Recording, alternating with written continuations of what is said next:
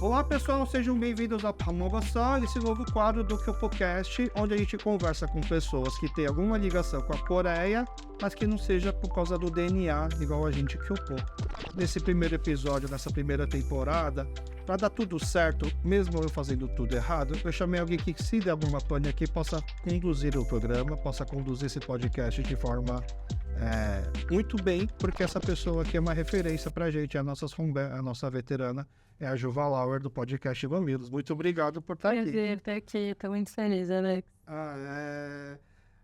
Quando a gente desenhou esse podcast, né, para mim, assim, o KyopoCast ele nasceu no primeiro episódio com a Catarina Hong, e eu falo sempre assim, que foi muito bom fazer com ela, porque eu estava muito nervoso, e ela é uma ótima contadora de histórias e consegue conduzir. A gente já está 1 ano fazendo podcast e a gente pensa assim, já tá. As pessoas ainda perguntam, você fica nervoso? Eu falo, agora já não fico mais, né? Mas acho que por ser um novo quadro e por estar aqui agora com você, aqui gravando, a gente já volta a ficar um pouco nervoso, tá? E aí se você perceber assim, já conduz aqui, aí você já aproveita para fazer aquilo que o Mamilos faz muito bem, que é construir pontes, está mais preocupado em construir pontes do que provar pontos, né? Isso. Então, um bom aluno. Tentamos, tá? E nessa primeira temporada aqui do Pamoga Só, né? Pamoga Só quer dizer o quê? Você já comeu? Você já almoçou? Você já jantou? Porque na cultura coreana isso é uma forma de cumprimento, né? A gente pergunta, você tá tudo bem com você? Porque se você não comeu, é porque tem alguma coisa errada, né? Você não teve tempo de almoçar, você não teve dinheiro para comer, tá faltando comida em casa, você tá sem apetite. Interessante isso, você falar de estar faltando comida em casa, porque foi a primeira coisa que me chamou a atenção quando eu comecei a ver novela coreana, era isso, de as pessoas sempre desligarem o telefone ou ligarem o telefone perguntando, você comeu? E isso de um jeito muito carinhoso, muito bonitinho. E aí eu pensava assim, de onde vem esse interesse todo, esse cuidado, porque assim, você paga uma refeição quando a pessoa não comeu, se a pessoa, por exemplo, está trabalhando e pulou uma refeição, é algo também um cumprimento, né? Não pule refeições. Isso. E aí você fala, tá tudo bem se você pular uma refeição. Aí a pessoa começa a escorrer o sangue do nariz, porque ela tá trabalhando demais. Ninguém nunca escorreu o nariz porque tá trabalhando demais. Isso não acontece, não sai sangue do nariz.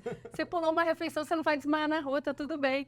Então essa fixação por não pular a refeição, agora faz todo sentido num país que já passou por mais guerras do que a gente, num país que já passou por mais fome do que a gente, que você tenha esse cuidado cultural com garantir que a pessoa tem as 3 refeições no dia. Pra você ver como que é até exagerado, minha mãe perguntava, onde você tá indo? Tô indo jantar com meus amigos. Come antes de ir. Era mais ou menos isso. E dá pra perceber que eu era um bom filho, eu obedecia a ela. Parabéns, Alex. O filho que não preocupa muito. Porque minha mãe falava que era aquela preocupação como era a guerra, também teve ditadura, também teve pobreza, era o filho sair de casa e não saber se ele volta, e tão cedo, se ele vai ser preso, acontece alguma coisa que ele pelo menos tenha resistência, que ele tenha comido antes de sair. Sim. Tá? E não faz sentido eu perguntar também se você já comeu, Juliana Pamoga Só, né? Se eu também aqui eu não posso, se você me responde que não, gravamos, estamos fazendo vários podcasts, eu não tenho tempo de comer, eu falo, poxa, que chato. E até por conta disso, essa primeira temporada do Pamoga Só, a gente está com a parceria do Otugui, que é o maior mercado, o maior importador de comidas e alimentos, bebidas coreanas, né? O mercado, ele fica aqui no Bom Retiro e você tem tanto, desde os produtos que vêm importados diretamente da Coreia, quanto os produtos que são fabricados aqui mesmo pela comunidade coreana aqui no Brasil. Você pode comprar diretamente no mercado no Bom Retiro e também comprar pelo site, que é www.otuguism.com.br. E eles te entregam lá. E você entrega em algum lugar fora de São Paulo? Entrega o Brasil inteiro. Então, muito boa essa informação. Porque assim, a gente que mora em São Paulo é privilegiado em ter acesso ao Bom Retiro e às lojas de produtos asiáticos, mas quem está muito longe não consegue, o Otugui entrega. E até por conta disso, durante muito tempo no mercado, eles só vendiam kimchi feitos pela comunidade aqui, né? Sim. Porque não é um produto fácil de viajar. E aí, por conta do público que é fora de São Paulo, que tem vontade de conhecer e comer o kimchi, eles também estão trazendo os kimchi importados que sabem que conseguem viajar. Sim, conseguem viajar. Perfeito. Inclusive, enquanto a gente fala, minha mãe está me esperando no outro dia. Ela está esperando lá? Tá fazendo conta. Bom, então assim que ela entrou no Otuli, ela deve ter passado assim pela entrada, né? Pelos caixas, pelo café, pela padaria, e assim que entra à direita, para mim, é a melhor parte do Otuli, que é onde estão os alimentos frescos, né? Então ela tem as famosas bandejinhas, né? E tem as bandejinhas de carne suína, de frango frito, e tem aquilo que para mim é uma comida muito afetiva, que é o kimbap, que é o que a gente trouxe aqui para você poder experimentar todos os sabores que tem. E depois você fala também qual que você acha mais interessante, porque esses kimbap aqui, Tem algum que é vegetariano? eles têm sim o kimbap O vegetariano. Benjamin tá me pedindo para levar de lanche na escola. E eu acho que com carne é mais difícil de resistir na mochila fora da geladeira. Tá. E aí o vegetariano acho que rola. O vegetariano, não, na verdade, assim, o kimbap, ele é um alimento que geralmente, assim, quando tem um piquenique na escola, por exemplo, né? É o que as mães fazem. Só que parece que é do tipo, acordar cedo, fazer um mistozinho lá e o sanduíche entregar, não. Ou então deixar pronto na noite anterior, porque dá para ver que dá muito trabalho, né? Porque o kimbap, ele é uma refeição completa, é um arroz e vários ingredientes dentro, só que a mãe tem que acordar de madrugada, fazer, porque ele não é nem a proteína que estraga rápido, é o arroz. Zero. Né? Então, o kimbap que tem lá é sempre consumo diário, até um dia após a fabricação, entendeu? Então, não é um bom alimento para você comprar e comer só depois de alguns dias. O que a gente que é privilegiado que está aqui em São Paulo, a gente costuma fazer? Vai de manhã cedo no mercado, compra, e aí é aquela refeição do dia. Porque o kimbap que está lá é o kimbap do dia. Tá bom. Entendeu? E por isso aqui também tem que ir Então, eu cedo. teria que fazer com uma mãe coreana, muito prendada, que sou. Acordar, ele acorda às 6 da manhã, então acordar umas 4 da manhã para enrolar o kimbap dele na hora. Fiquem esperando, gente, eu vou fazer isso. Ou na Coreia, por exemplo, eles já vendem todos os ingredientes já fatiados do jeito certo no Pra mercado. você só montar. Para você só montar. Não, Entendeu? tudo bem. Só montar e fatiar. Tem kimbap vegetariano sim também, tem kimbap de carne. Ó, aqui, por exemplo, os que eu trouxe hoje, massa de peixe, é o oden, tem de atum, tem de salsicha, tem o de carne e tem o de kenib, que é a folha de perila, né? Que é como se fosse uma folha de gergelim selvagem. Mas por que eu escolhi o kimbap? Porque é o primeiro episódio, mas você já explicou aqui para todo mundo que você assiste as séries coreanas. Muito. E eu achei até legal, porque além de assistir, né, muitas vezes no Mamilos Cultura entra alguma série. Você que já entrou a Extraordinária Advogada, né? Que ela é fanática por kimbap. Exato. Já entrou Pachinko também, né? Já entrou para 5. A gente tinha uma limitação, porque até esse ano a gente fazia uma Cultura sobre coisas que eu e a Cris a gente assistia, e aí a gente falava sobre o que aquelas obras nos fizeram pensar. Só que isso nos deixava bem limitadas, porque, por exemplo, a Cris não vê novela coreana, ela não gosta. Então eu não podia levar as que eu gostava mais, porque ela não tinha como falar, ela ia assistir 16 episódios de uma coisa que ela não gosta. Agora, essa temporada, a gente está trazendo outras pessoas. Então, a ideia é que eu traga mais novelas coreanas para uma Cultura. Entendi. Mas você já tentou fazer aquilo que a gente chama de evangelizar, assim, falar, a Cris assiste? Já, tanto que a Cris assistiu. A primeira que eu assisti, a Cris também assistiu, que é o Something in the Rain, que é a primeira de muita gente. Foi a primeira série que você assistiu? Foi. E como que ela chegou Mas ela um pouco... Ela é, eu acho, assim, depois de ver muitas... Eu acho que ela tem menos o formato. Os clichês que hoje eu adoro não tem ali. Então, ela não vai quase cair e o cara pegar ela. Isso não vai acontecer. Então, ela é uma série menos que os, entre aspas, vícios ou clichês de novela coreana. E aí, por isso, acaba sendo a porta de entrada de muita gente. É aquela série onde a protagonista é mais velha que o mocinho, né? A grande polêmica da série é essa. Não, a grande polêmica é que ela tem mais de 30, é independente, a mãe diz que ela não pode namorar uma pessoa e é uma série inteira pra que drama. E aí fica todo brasileiro falando, mas sai de casa.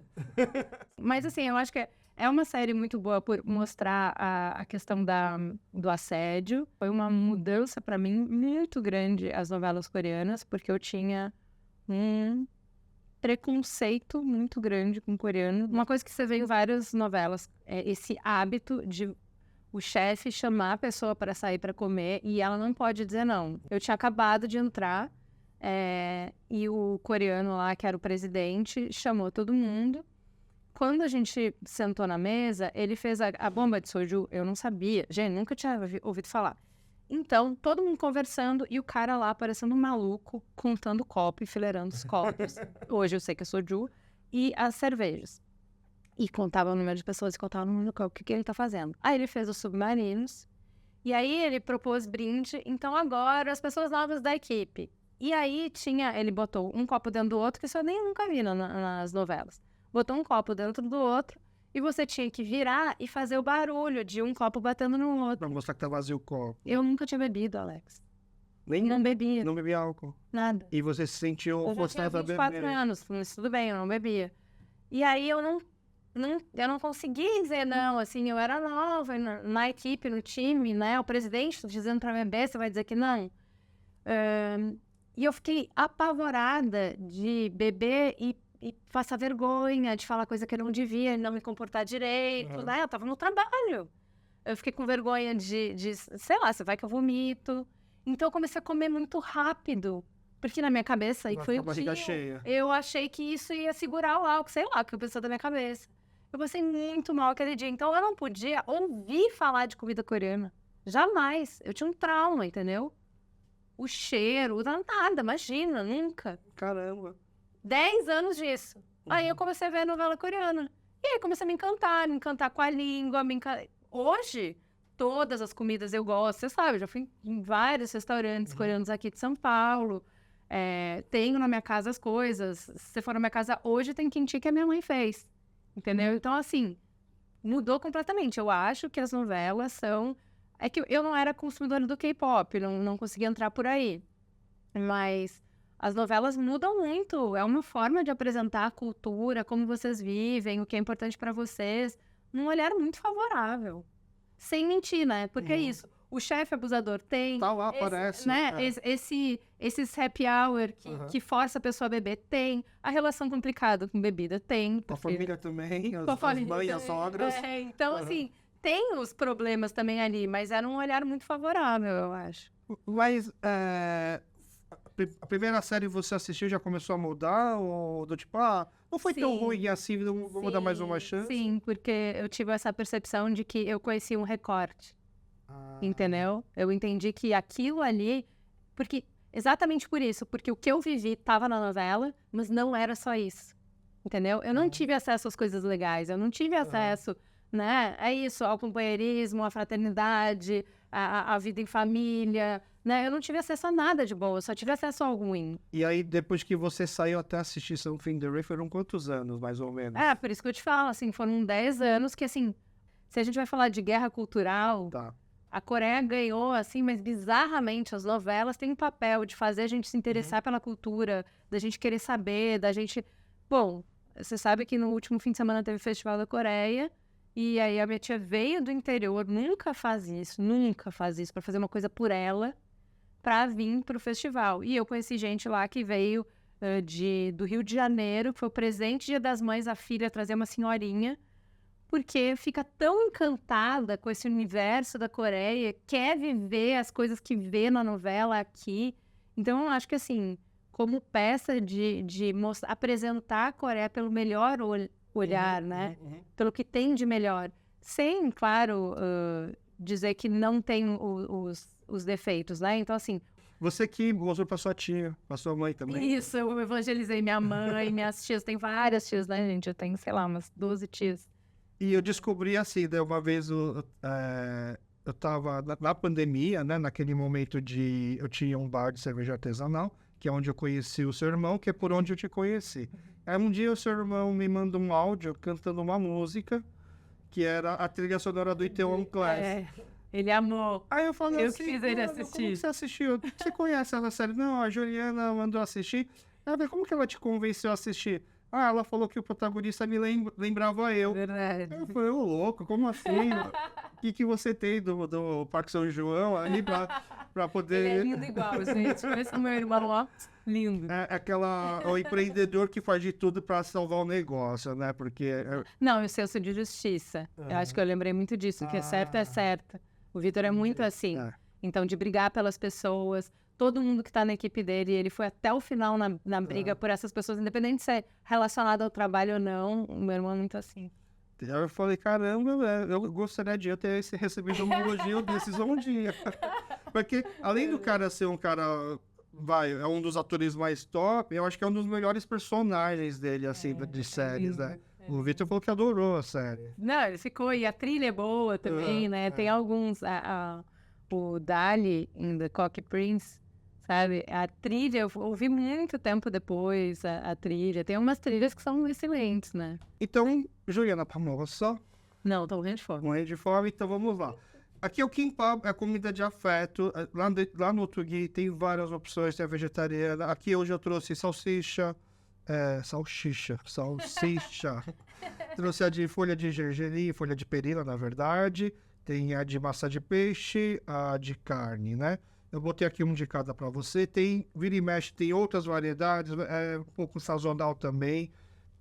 Se você vai no final do dia, provavelmente não vai ter mais, porque é um produto diário, né? Então, como eles fazem todo dia para o consumo no dia, né? Os diversos fornecedores de kimbap que tem lá, eles pegam a quantidade para não sobrar. Sim. Né?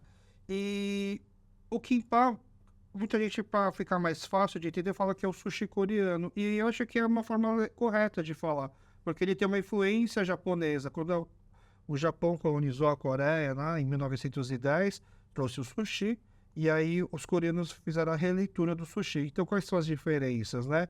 Ele é o sushi, que é um prato já mais sofisticado, né? O arroz é temperado com vinagre e açúcar. O kimbap é com sal e óleo de gergelim. Uhum. E os recheios não são os peixes frescos, que são as coisas mais caras, né? Uhum. Mas sim com o que tinha. Então, por isso que varia tanto. Uhum. Tem de carne, legumes.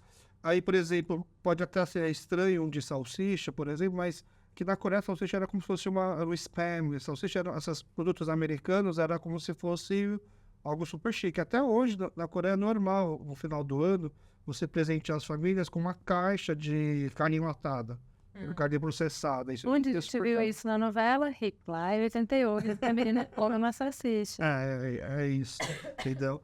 E o kimbap tem um pouco de memória afetiva também, porque as crianças costumam comer nos piqueniques, né? Nas poucas vezes que a escola vão sair, então as mães vão e capricham.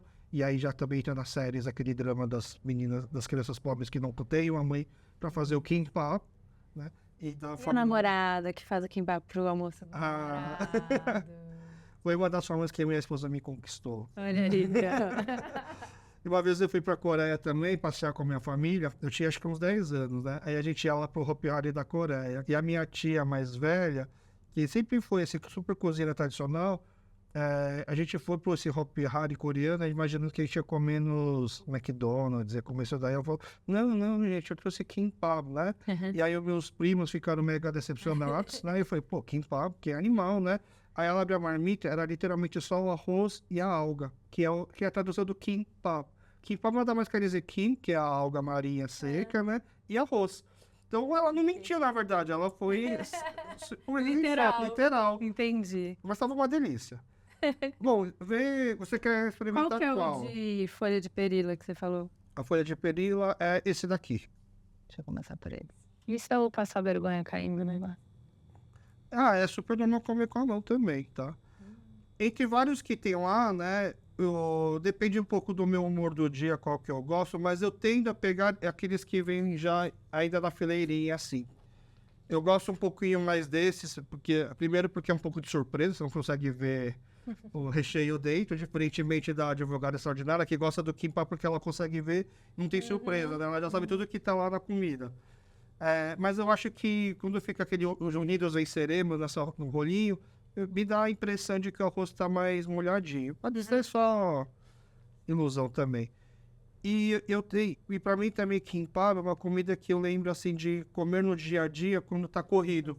Do tipo, eu não tenho tempo, eu como muito kimbap do rolinho, só abrindo assim em cima, enquanto eu dirijo eu vou puxando assim com a boca, sabe? Então, tipo, nossa, hoje o dia tá corrido, eu preciso comer enquanto eu tô dirigindo, então tô indo pra lá e pra cá, é como eu vou comendo. Então também é muito normal nas séries coreanas você ver os famosos comendo kimbap dentro do carro e quando tá indo viajar, fazer uma coisa. Então, Pra gente aqui é um luxo comer kimbap, numa série coreana, o famoso comendo kimbap, eu tô tipo, nossa, ele tá trabalhando tanto que ele não tem tempo de comer, coitado. Ele tá comendo kimbap, que pelo menos é uma refeição completa, né? E não é macarrão. Que isso pra mim foi uma grande revolução de assistir novela coreana. Que para brasileiro, arroz branco é uma comida pobre, não tem muito nutriente e tal. E você não deveria comer. E eu acho muito interessante de quando você tá numa novela coreana, a pessoa fala, nossa, ela fez uma comida, tem arroz, né? Porque a comida pobre é macarrão. Então, se você comer o arroz, você já comeu certo, você já tá lindo, entendeu? E o arroz branco não tem essa conotação de uma refeição pobre. Tanto que o pamogo só é literalmente comer o arroz. Porque é rápido, não é você comer, né? A tradução literal é comer o arroz. E na Coreia a gente fala que... Eu também tenho, durante muito tempo, hoje eu tô muito melhor. Eu fiquei o dia inteiro fora, comi hambúrguer, comi pizza, comi de tudo. Se eu não comer arroz, parece que eu não jantei, sabe? Então eu tinha que entrar. Hoje eu já consigo... Não precisar necessariamente desapegar do arroz. Mas eu sou muito apegado ao arroz. Mas no Pachinko mostra que não tinha arroz, que as pessoas não conseguiam comer arroz, né? Que o arroz ficava para os japoneses. Então, a falta, né? A gente... Na cultura coreana, o arroz que as crianças não gostam, a gente fala que é o kombap, que é o quê? É o arroz com feijão. Não é que a gente faz um feijão à parte, né? A gente cozinha o arroz, o grão de arroz, junto com alguns outros grãos. Pode ser feijão, ou N tipos de feijão, pode ser... É difícil para mim conseguir entender, porque o tempo de cozimento do feijão é muito diferente do de arroz. E aí, quando você come, o feijão é mais duro mesmo, né? Por isso que não é... né, pessoal? Não, cozinha. Aqui tem que deixar de molho. Esse arroz que você faz com o feijão é o arroz com molho. Que você tem que deixar de molho antes de cozinhar. E quando criança, assim, era muito normal, assim, você ver em casa a criança tirando o feijão para comer só o arroz e os pais dando bronca, porque o feijão é nutritivo, né? Tem muito ferro e tal, então era a forma de suprir os outros nutrientes que faltam. Eu tenho uma particularidade que quando eu passo no Tugi, no mercado, para comprar um kimbap, porque hoje já tá corrido, eu vou comprar um kimbap enquanto eu dirijo, vou comer enquanto eu dirijo, eu gosto de beber isso daqui. Você já tomou isso daqui? Isso daqui é uma bebida chamada Milks, tem também a versão japonesa, que acho que é Kalps. Ele é como se fosse um Yakult gasificado. Ele é um refrigerante de Yakult. Muito bom. É muita coisa de infância, tá? Essa é a minha harmonização, tá? Você não precisa, por favor, só experimente. Isso daí não é que eu tô querendo dizer que assim, os coreanos comem dessa forma, porque provavelmente muitos amigos não nem conhecem, eu nem costumo tomar, mas é que eu sou mega viciado. Quando eu vou pra Coreia, eu costumo tomar isso daqui em litro, né? Até fica um apelo pro Tugi, por favor, traga um litro isso daqui. Muito bom. E aí eu gosto de comer o kimbap tomando isso daqui. Eu não sei explicar por que surgiu isso, e aí até hoje em casa Paladar minha esposa infantil, é paladar infantil. Kimbap é minha comida de criança. Muito bom. E aí se complementa. Então, Meu filho vai adorar. É muito cara de Yakult gaseificado mesmo. Que o sonho de toda criança é crescer para poder pagar o Yakult grande e tomar quanto você quiser. Não é? Eu não sabia que tem uma quantidade limitada que você toma por dia de Yakult. Teve uma vez que em casa eu peguei vários Yakult e joguei num copo. Eu falei, nossa, hoje ninguém me segura. Vou encher a cara. Vou tomar quanto Yakult eu quiser. Um professor meu na faculdade, ele fez um texto para a revista VIP, na época, eu fiz faculdade de publicidade, ele era redator publicitário. Ele fez um texto para a revista VIP, onde ele compara a criança tomando um Yakult com a forma que o adulto tem que tomar uma cachaça, assim, do tipo de virar. Tem crianças que tomam de pouquinho, tem adultas, pessoas que tomam cachaça. Então ele estava tentando traçar a personalidade da pessoa da forma que toma o Yakult e da forma que toma cachaça, né? É bem isso. Eu lembro até que você comentou de que uma vez você comprou pela internet uma caixona assim de kim, né? Da alga, do nori, que o senhor falou que o seu filho gosta, né? Ele compra, ele come para levar para a escola, ele come de snack. Como que ele não come com arroz? Não, isso, mas é o jeito que eles vendem, é o jeito de snack mesmo, porque são porções individuais e é para ele levar para a escola. Então, tem sabor kimchi, tem sabor barbecue coreano, tem sabor natural. E aí ele leva É que eu lembro na minha infância do Kim, apesar da gente gostar, o Kim, né? Algo salgadinha assim, é muito comida de criança. Então, quando os pais, por exemplo, querem sair para um restaurante que provavelmente não vai servir comida de criança, eles levam só o arroz e o Kim, né? E ficam lá, tipo, pegando o arroz desse mesmo que você compra aqui porcionado, né? E aí enrola o Kim e dá, porque aí fica um arroz salgadinho e come. Então, pra mim, o Benjamin, ele é vegetariano. E ele não gosta de feijão, né? Ele tem uma... E na minha cabeça de mãe, pessoa que é vegetariana tem que comer feijão. E aí, eu cansei de brigar com ele. E algo é um jeito muito prático de conseguir colocar proteína na refeição. Então, por exemplo, eu fazia lanche pra ele, e ele tá numa escola agora que cada pessoa leva o lanche. Até então não era um lanche coletivo e que tinha uma preocupação nutricional, né? E aí ele vai encontrar, ele não quer o lanche que eu mando pra ele quer os amigos vem com Ana Maria, bolacha recheada, ele acha isso que é legal. E eu não quero dar isso pra ele. E aí, então, quando ele pediu algo, eu achei demais. Ele já tinha conhecido. Não, ele adora, sabe? E aí eu achei demais, então por isso que eu comprei uma caixa muito grande, entendeu? Então, ontem, por exemplo, ele tava tomando banho, a Nina pediu se ela podia pegar uma escondida, porque senão ele ia brigar. E aí sentou ela com a minha mãe comendo salga rápido. Porque ele faz controle das algas dele. Então, assim, ele adora e eu acho que é um lanche ótimo, assim, é super nutritivo, entendeu? E aí, voltando então agora para sua ligação com a Coreia, que foi através uma ligação mais intensa, que foi através das séries, né? E aí você começa a assistir, e aí começa a espalhar para as pessoas, assim, você tem que assistir. Foi fácil convencer sua mãe? Foi tipo, só aceita e assiste, ela aceitou e assistiu? Eu acho que tem um ponto, até por isso as novelas coreanas estão sendo assistidas por todo mundo, mas elas conquistam bastante pessoas mais velhas. E eu acho que tem um ponto que por muitos anos se reclamou das novelas da Globo, delas não refletirem a moral da população brasileira, delas não refletirem, né, não darem bons exemplos. Então, você vai num púlpito de igreja evangélica, eles vão proibir de assistir novela porque deturpa os valores da família e tal. Então, as novelas coreanas são extremamente moralistas, né? Então, tem um arco moral muito grande. E, assim, a personagem principal sempre vai ser uma menina que é muito batalhadora, que respeita os pais, que vai ser virgem, não importa se ela tem 40 anos, né? E que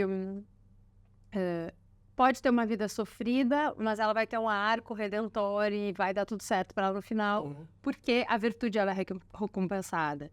E o vilão sempre vai ser muito ruim, corrupto, cruel, não se importa com ninguém, só se importa com ele. Então, as coisas são simples e elas refletem a moral que o brasileiro concorda, que ele gosta e que ele quer ver. Então, claro, tem novelas diferentes e tal, mas grande massa. Clichê é esse, né? Então, é um lugar de muito conforto para brasileiro, né? Eu acho que isso, o lance de 8 episódios até pegar na mão, e pegar na mão é uma grande coisa. Então, tem um lance de a banalização tanto do sexo quanto a banalização da violência. Então, numa novela coreana, você não vai ver, raramente tem uma arma, não vai ver. Se tiver uma faca cortando a comida, tudo bem, mas se apontar para alguém vai estar borrado, entendeu? Então, eu acho que tudo isso ajuda a aceitação de um público brasileiro que, assim, a nossa vida já é violenta, a nossa vida já é super exposição a tudo. Então, eu lembro que tem alguma das novelas que é produção de novela, o tema, né? O pano de fundo. E aí o cara fala que ou é reality show, não lembro mais. E aí ele fala da censura. Então eu não sabia, pelo que eu entendi dessa novela, a TV na Coreia tem censura, que não é uma censura prévia, mas se você, por exemplo, falar um palavrão, aí você vai ser chamado, o diretor da série vai ser chamado lá, você fala um palavrão, toma a primeira advertência, e aí é uma questão moral, que você fica, nossa, que horror, vocês viram, Alex, tomou uma advertência, o cara não sabe nem fazer TV e tal. E se for 2 ou 3, você leva uma multa, pelo menos é o que apareceu ali. E faz sentido, né? Porque você vê, não vai ter tatuagem, não vai ter palavrão. Tem às vezes, mas é muito raro, é pouco, geralmente é borrado e tal. Então, eu acho que isso combina com que o brasileiro também é muito parecido. Assim. Acho que é a responsabilidade da TV aberta, né? Porque como... Exato, mas no Brasil não tem isso. Imagina, no Brasil era do Gugu, né, Brasil? É isso, a TV brasileira é isso. Você também teve aquele choque entre as séries e o cinema? Porque o cinema coreano já é uma outra pegada, né? O cinema coreano antes. Ah, você já conheceu o cinema antes? Old Boy? A Criada acabou comigo. Eu fiquei... Que é o mesmo diretor do Old Boy. É que eu vi o Old Boy depois, talvez por causa disso, eu também não achei tanto, porque eu já tinha visto a Criada. A qualidade do cinema coreano é bizarra, tanto que já foi reconhecido com todos os prêmios internacionais. O Merigo assiste muito cinema coreano. Séries não? Não. Merigo, pra quem não sabe, é o meu marido. Mas já assistia antes de você assistir as séries? Muito antes. Tanto que foi com ele que eu vi a Criada. Ele já tinha assistido antes, não? Sim. Ele falou, esse filme é bom. Tem que assistir. Bom, eu te chamei aqui também porque, como eu falei, se desse pode, porque é o primeiro episódio onde vai ter que entrar muita edição pra gente encaixar as coisas e tal, mas é porque você é a veterana aqui em podcast, né? O Mamilos existe desde 2014, é isso? Isso, 2014. Acho que foi outubro de 2014. E antes do Mamilos você fazia o quê? Eu sou publicitária. E aí o Mamilos começou como um hobby? Exato. O Merigo, meu marido, ele tem um blog desde que existe internet, que é o Brainstorm 9, que virou B9. E ele já fazia um podcast, foi uma das primeiras pessoas a fazer podcast. Ele fazia podcast com os amigos dele, o Braincast. E um dia ele convidou eu e a Cris para gravar com ele. Um episódio do Braincast.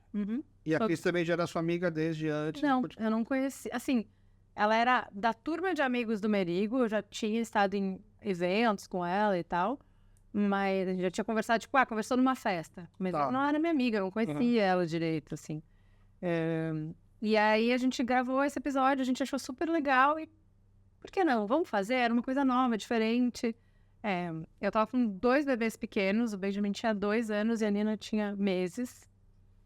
E é uma fase que, você sabe, você não tem muita mobilidade na vida, né? Você ou tá trabalhando ou tá trabalhando em casa. Você tá... Então foi a possibilidade de eu fazer uma coisa por mim, de eu fazer uma coisa nova, diferente, excitante. Já imaginando que viraria um trabalho? Imagina, nunca. Pelo prazer de fazer, de poder fazer uma coisa pra mim. E depois de quanto tempo que vira um trabalho? Acho que depois de 4 anos ou depois de 3 anos, algo assim. Aí demorou bastante. Mas vai fazendo por gostar, por ser um hobby. Assim, quando a gente botou no ar, a gente não sabia se ia dar certo ou não. E a nossa premissa era de que a gente não gostava do jeito que as discussões estavam sendo feitas na internet, que é sempre a pessoa que está falando uma coisa diferente de você, ela é burra, ela é mal intencionada, ela... Ele fala, cara, não é possível, não dá para discutir de outro jeito, porque as pessoas têm tanta certeza? Eu não sei nada, será que eu sou burra, então? Que eu não... Você sabe tudo. Saiu a CPI agora, você já sabe a sua opinião. Mas nem começou agora, como você já sabe, né? E daí a gente começou a fazer o que a gente queria ver. O tipo de conteúdo que a gente gostaria de ler, ouvir e tal, assistir. E quando a gente botou os primeiros no ar, a gente ficou muito surpresa com a reação das pessoas, que finalmente alguém fez isso. Então tinha muita gente querendo a gente.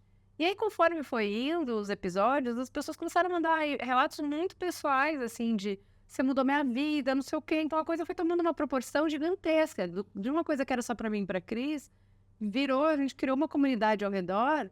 Tipo, sei lá. A Cris sempre tira sarro, falando assim... A pessoa mandou um e-mail pra gente falando... Caras, graças a vocês, eu terminei um relacionamento abusivo de não sei quantos anos, não sei o quê. Você fala, não fiz o programa de relacionamento abusivo. Eu ouvi o programa sobre reforma tributária. Que você fez esse link?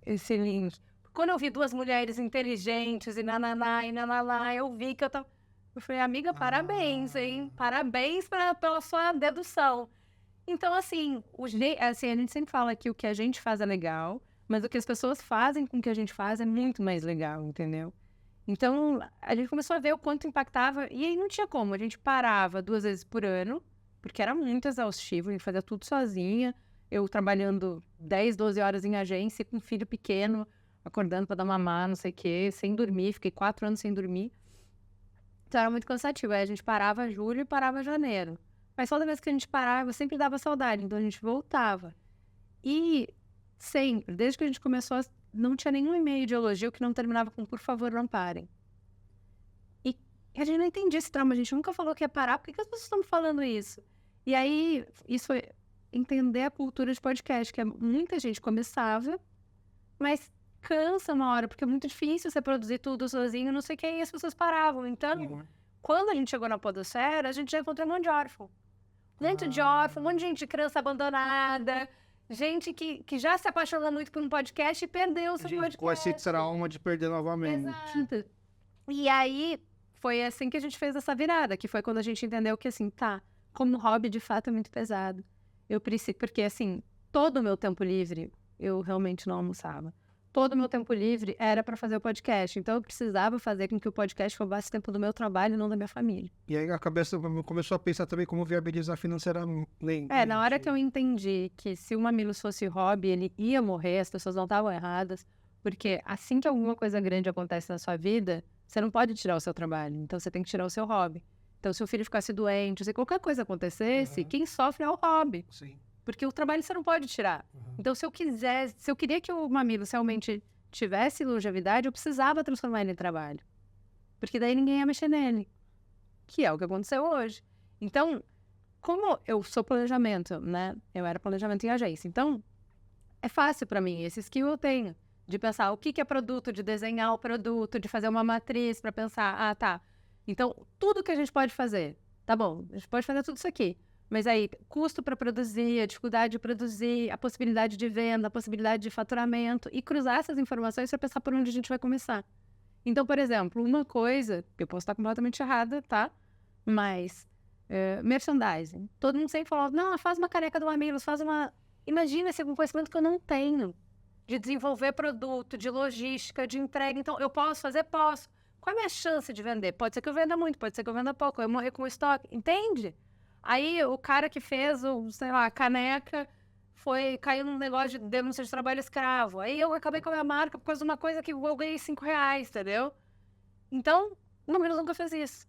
Talvez completamente errada, gente. Na época que eu comecei, o Jovem Nerd ganhava milhões com merchandising. Talvez seja a melhor coisa a fazer. Mas o meu raciocínio é esse. Entendeu? Então, a gente desenhou os produtos, desenhou a possibilidade de faturamento, complexidade, não sei o que, e pensou no que a gente ia fazer. Aí a gente fez igual a Dilma, que a gente botou uma meta. Dobrou a meta. Mas aí, você lembra quando que vocês atingiram essa primeira meta? Assim, depois desenhamos o plano, montamos, vamos botar ele em ação, e aí quando que bate a porta, assim, tipo, tô querendo patrocinar um episódio. Não, foi o contrário. Na verdade... Vocês vão bater na porta e ofereceram. Sempre primeiro as marcas vieram, sempre primeiro as pessoas pediram os produtos e daí depois a partir disso a gente foi. Então, assim, a gente já fazia um outro trabalho com Mamilos e aí até a gente fala, e vamos transformar isso num produto. Quando a gente transformou em produto, para a gente focar aqui, porque eu acho que isso é uma coisa para quem é empreendedor, né? Você deve saber disso, Alex, que é você tem o seu trabalho, você tem muitas responsabilidades, né? De família, de conta, de vida. E aí você fala assim, eu só vou largar o meu trabalho que me dá a minha renda quando o meu plano B der a grana do trabalho. E isso não vai acontecer, porque enquanto você não botar essa energia aqui, ele não vai dar. Até uma hora que você vai ter que realmente apostar. Só que dar esse salto, quando você tem 2 filhos bebês, é bem difícil. E meu marido já era autônomo, né? O Merigo tinha o blog. Então, a Cris foi demitida. E aí ela falou, então agora eu vou botar 100% no Mamilos. E aí eu tive uma situação assim, teve um corte na minha empresa, eu tentei que eles me demitissem, eles não iam demitir, e iam demitir uma amiga minha que precisava muito do emprego. E aí eu falei, tá bom, vamos lá. Esse é o sinal divino de que é a hora. E daí eu falei, se eu pedir demissão, vocês mantêm ela assim. E aí eu pedi demissão. E aí a gente começou a botar 100% no Mamilos e enrolou. E aí você perdeu um hobby que era o podcast. E até achar as séries coreanas e você perdeu o podcast, quais que era o seu hobby, então, nesse meio tempo? Como que sua vida era vazia antes das séries coreanas? Com quem você tentava preencher? Eu sempre li muito, eu acho que isso tem sido uma dificuldade para mim voltar a ler como eu lia antes, mas eu sempre li bastante. Assim. Já ouviu falar da literatura coreana agora chegando no Brasil? Eu tô com um livro faz muito tempo que tem a ver com o mercado, Chorando no Mercado, acho que uma coisa assim. E Aos Prantos no Mercado. Aos Prantos no Mercado, eu tô com esse para ler, mas é isso, eu não ando lendo muito. Tá. E aquela história que você estava falando lá da moça que conta que ela tomou coragem para sair do relacionamento abusivo porque assistiu um podcast que nem falava disso. Acho que eu tive uma experiência muito parecida com o Mamilos, foi quando eu comecei a entender o conceito do criar. Achei que talvez eu escutava os episódios e vocês tinha o jornalismo de peito aberto, né? Tem alguns slogans muito bons, mas o criar pontes, o que provar pontos, eu nunca tinha me pego assim, eu acho. Sim. Foi no episódio da pandemia sobre se abre ou não ou fecha as escolas. A minha sogra, né, ela estava na época no tratamento de quimioterapia, né, de câncer, ela faleceu, mas ela era professora de uma escola para crianças, né, bem pequena, bem na época da pandemia, ela estava no meio do tratamento.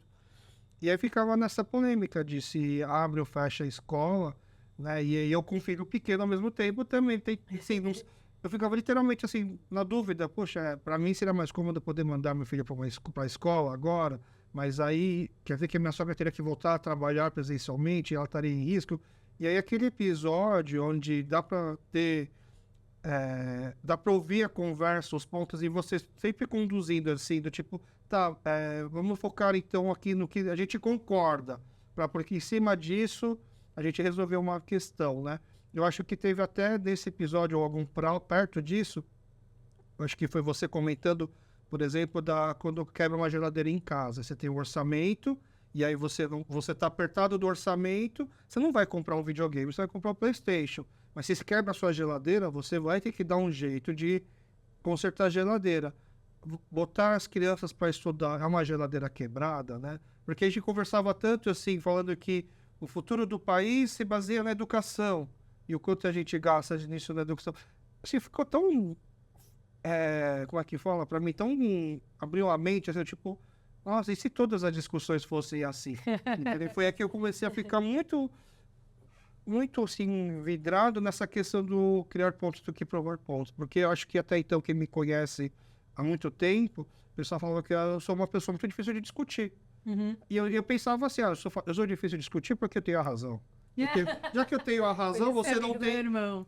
Eu tenho a razão e você não consegue me rebater do argumento, é porque você não tem a razão, não é porque acho que eu jogava a culpa nos outros. Entendeu? Sim. E aí eu comecei a entender também, né? Como que às vezes a nossa postura é difícil de permitir com que o outro fale, ou você criar esse lugar de ambiente seguro de escuta, né? A comunicação não violenta, ela me ajudou a ampliar muito a minha percepção. Porque, por exemplo, falar bem, o dom da oratória... ele é um talento, né? Então, por exemplo, eu posso estar conversando com uma pessoa que ela não tem esse talento. Eu sempre vou ganhar dela na discussão. Isso não quer dizer que ela não tem razão. Entendeu? Então, isso pra mim, eu sempre quis... Eu sou muito curiosa. Eu sempre quis entender o mundo. Eu não quero ganhar de você. Eu quero saber mais. Eu quero entender. Então, quando eu percebo que não é porque ela não me convenceu, porque eu tenho razão. É porque eu sei argumentar melhor do que ela. Isso não me interessa. Exato. Eu fiquei mais pobre, entendeu? Ela tinha uma coisa que eu não tenho e eu não consegui descobrir porque eu não soube ouvir. Porque o jeito que eu ouvi não me deu acesso a um conhecimento que eu não tenho. Então, ir pro encontro sabendo que a pessoa tem coisas que você não tem e tá curiosa para tirar dela o que ela tem, que você não tem, eu acho que isso é uma chave que as pessoas acham que a gente tem isso, né, na veia, correndo, que eu sou isso. Eu não sou isso. Isso é uma escolha que eu faço.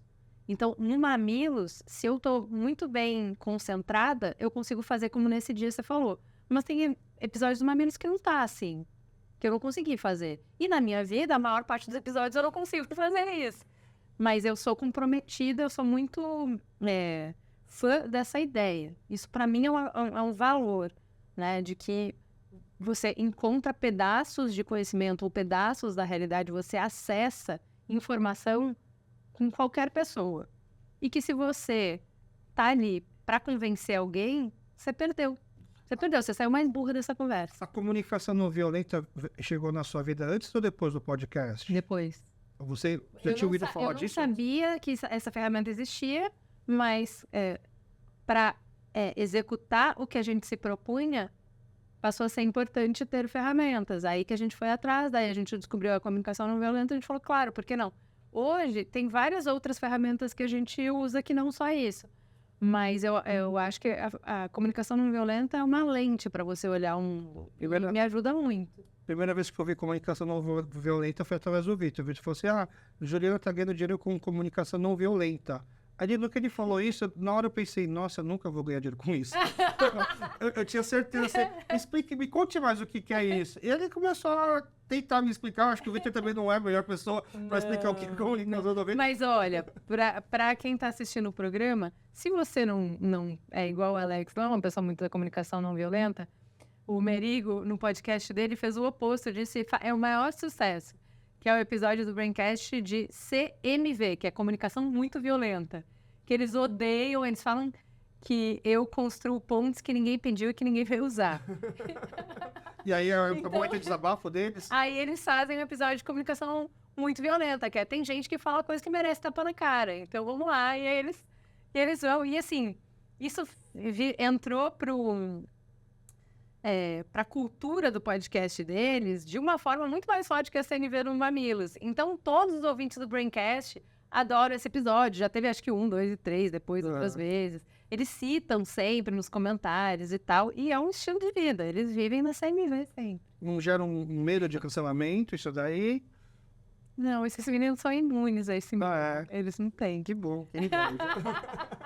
Então a gente termina aqui. Então, muito obrigado pela sua participação. Mas a gente termina aqui, então, com esse paradoxo entre comunicação não violenta e comunicação muito violenta, que eu acho que até traduz um pouco como é a montanha-russa de assistir uma série coreana, né? Entre esse cuidado que muitas vezes tem, mas o contraponto que chegando, né? Exato. Juliana, mais uma vez, muito obrigado pela sua participação. Obrigado, Tuki, por nos presentear com todos esses alimentos, bebidas e tal, para compor nosso cenário.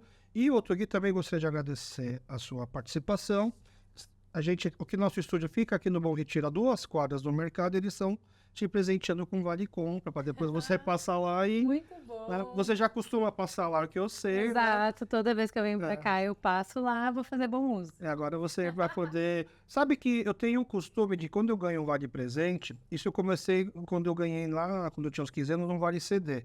Né? E eu adorava comprar CD, eu sempre gostei muito de rock. Quando eu ganhei um vale CD pela primeira vez, não sei por que me veio a ideia de assim, eu vou usar esse vale CD para pegar um CD que eu jamais compraria. Porque assim, eu tenho vontade, mas assim, que se se der errado ou der ruim, pelo menos eu não comprei com o meu dinheiro, então eu não vou... E foi um dos melhores CD que eu comprei, que foi o CD do Padre Marcelo, o primeiro, sabia? Porque eu via lá, eu erguei as mãos lá do Domingo Legal, e eu falava assim, é interessante, bom, eu sou católico, é interessante, mas não tenho coragem de comprar um CD. Comprei um vale CD, ganhei um vale CD, quer saber, é esse CD que eu vou pegar. Muito e aí eu criei esse costume, sempre que eu pego um vale compra, né, eu ganho um vale compra, em vez de uma loja que eu já gosto, em vez de comprar aquilo que eu sempre compro, eu dou, hoje eu vou usar, tá? Aí depois você me fala como que você usou com esse vale compra aí. Vou te contar. Tá bom? Então tá, mais uma vez, muito obrigado pela sua participação, por estrear esse quadro aqui com a gente. Obrigada, adorei. E muito obrigado para você que acompanhou aqui a gente até o final. Nos encontramos no próximo episódio de Amor Gostou, que vai pro ar semana sim, semana não, tá bom? Valeu!